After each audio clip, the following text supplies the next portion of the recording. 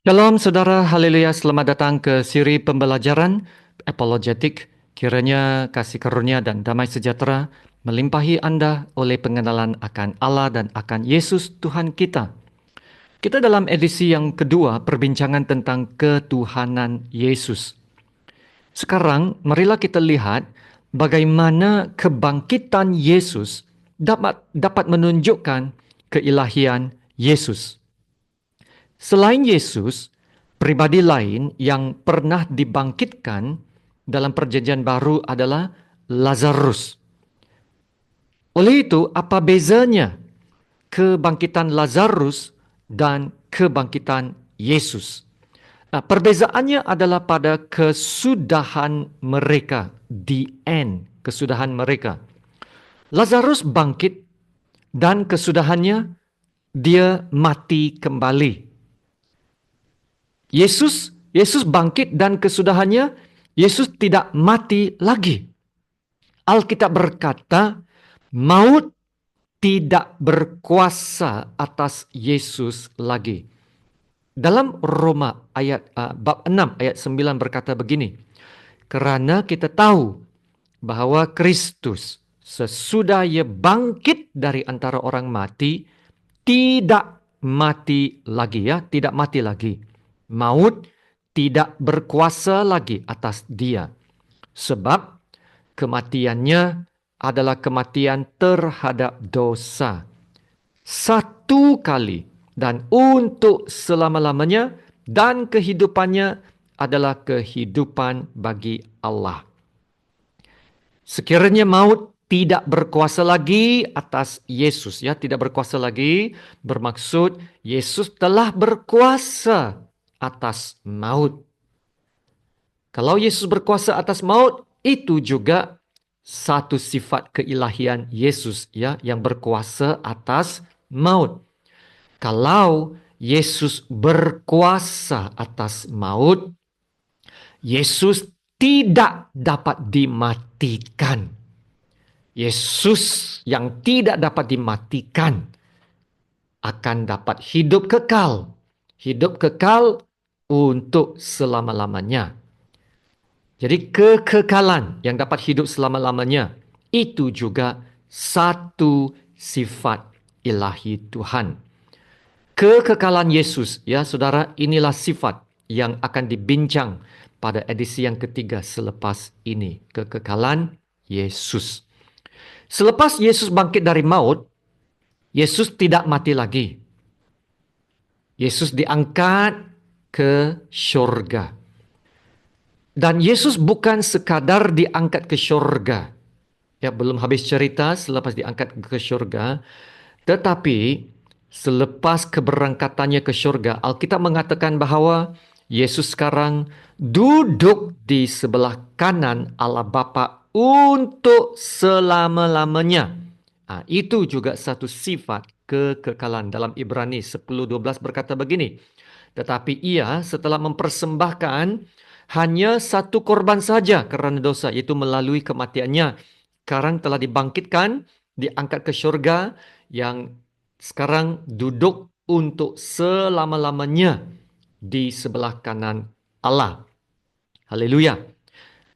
Kenyataan bahwa Yesus duduk di sebelah kanan Allah Bapa adalah untuk menunjukkan kesetaraan Yesus dan Allah Bapa. Ya, Yesus duduk di sebelah kanan Allah, maka adalah setara dengan Allah.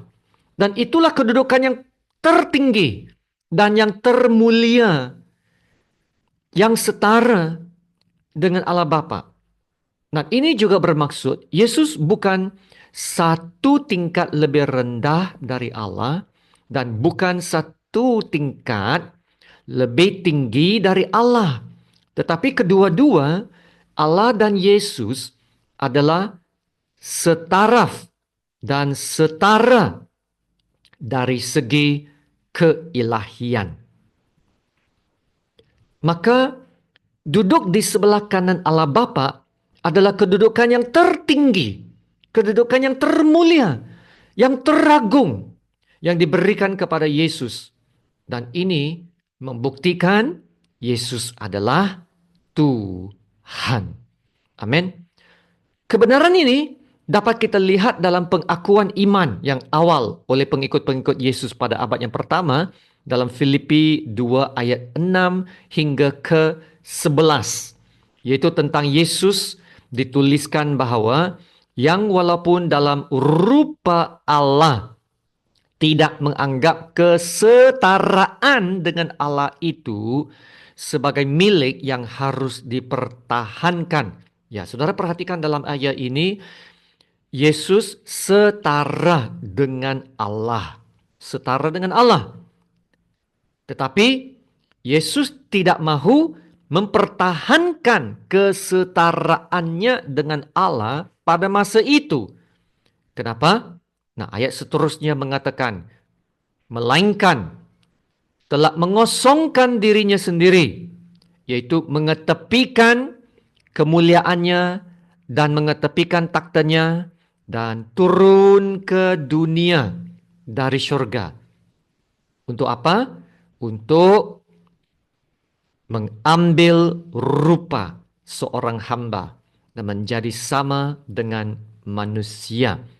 Dan ayat 8. Dan dalam keadaan sebagai manusia, ia telah merendahkan dirinya dan taat sampai mati, bahkan sampai mati di kayu salib.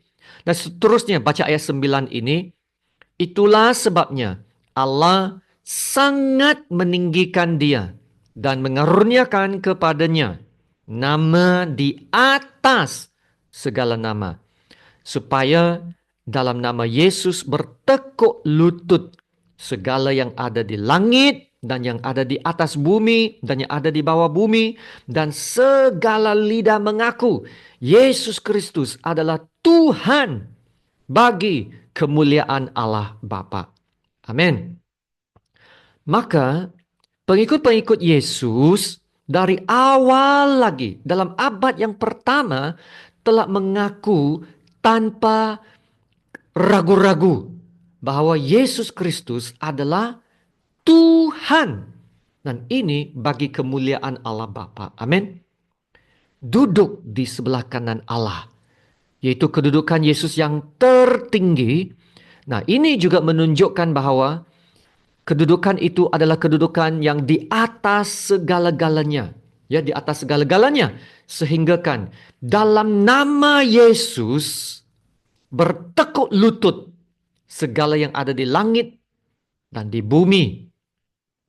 Yaitu segala makhluk di langit dan bumi memberi penghormatan dan sanjungan yang tertinggi sekali kepada Tuhan Yesus, yang benar-benar menunjukkan Yesus itu Tuhan yang menerima penyembahan kita. Dan juga dalam kedudukannya yang tertinggi ini, Yesus dapat mengatasi atau melebihi segala-galanya, termasuk apa jua kuasa dan penguasa yang wujud, sama ada yang di langit atau yang di bumi, sama ada yang sekarang ataupun yang akan datang. Yesus ada di atas segala-galanya.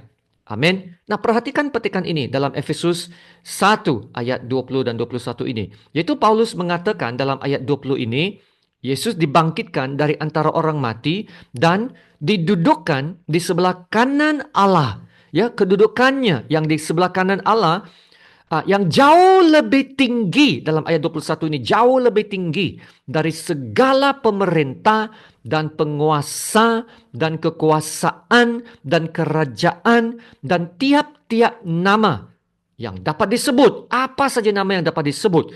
Bukan hanya di dunia ini saja, melainkan juga di dunia yang akan datang. Yesus ada di atas segala-galanya. Amin. Jadi perhatikan saudara, dalam kedua-dua petikan Filipi 2 yang tadi dan Efesus 1 yang ini, kematian dan kebangkitan Yesus ada kaitan rapat dengan keilahian Yesus. Ya, kematian dan kebangkitan Yesus ada kaitan rapat dengan keilahian Yesus. Yaitu menunjukkan bahwa Yesus diberi kedudukan yang tertinggi, termulia, dan teragung.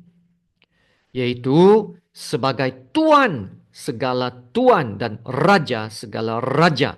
Sehingga kan dalam nama Yesus akan bertekuk lutut.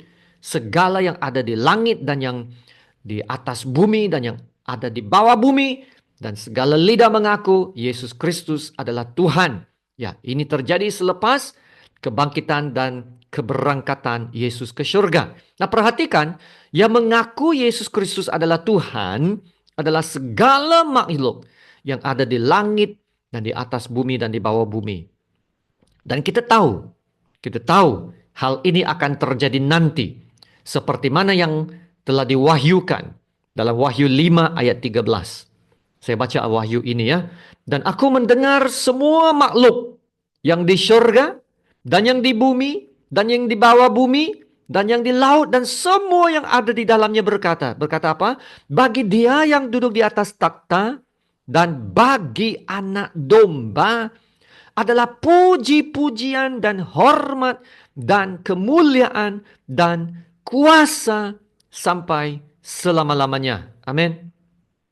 Dan kita tahu bahwa anak domba yang dimaksudkan itu yang ada di dalam ayat ini adalah Yesus Kristus. Nah, kenapa disebut anak domba? Nah, ini juga ada keistimewaannya dalam surat Wahyu. Nah, dalam Wahyu sahaja, gelaran anak domba ini disebut sekurang-kurangnya 30 kali. Nah, kenapa begitu banyak kali ya? 30 kali. Lebih banyak daripada yang disebut dalam 4 Injil yang digabungkan. Sebab surat Wahyu ingin menekankan bahwa walaupun Yesus adalah seperti anak domba yang harus dikorbankan, namun yang dikorbankan itu sekarang telah bangkit dan hidup sampai selama-lamanya, yang duduk di sebelah kanan Allah Bapa. Ya, malah sebagai anak domba yang bertakhta. Anak domba yang bertakhta sampai selama-lamanya. Haleluya. Maka sangat jelaslah kebangkitan Yesus sangat membuktikan ketuhanan Yesus. Karena Yesus sekarang duduk di sebelah kanan Allah Bapa.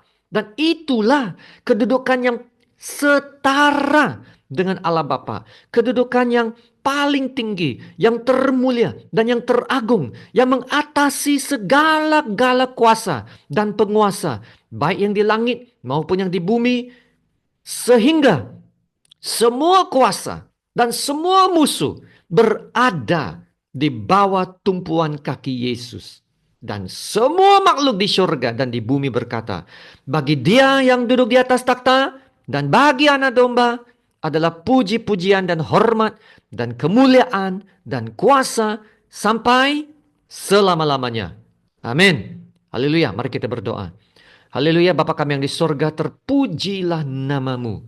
Terima kasih Bapa untuk kebenaran firman-Mu. Yesus adalah Tuhan. Yesus sekarang yang duduk di atas takhtanya adalah Tuhan dan penyelamat kami yang di atas segala-galanya, yang akan datang kembali satu hari nanti untuk menghakimi dan memerintah, sehingga semua yang di langit dan yang ada di bumi akan berlutut dan segala lidah akan mengaku bahwa Yesus Kristus adalah Tuhan, bagi kemuliaan Allah Bapa. Ya Bapa, kiranya kebenaran-Mu akan memberi kekuatan kepada kami dan meneguhkan iman kami, karena firman-Mu adalah hidup dan berkuasa. Haleluya, terima kasih Tuhan Bapa. Dalam nama Tuhan Yesus yang termulia, kami berdoa dan ucap syukur. Amin.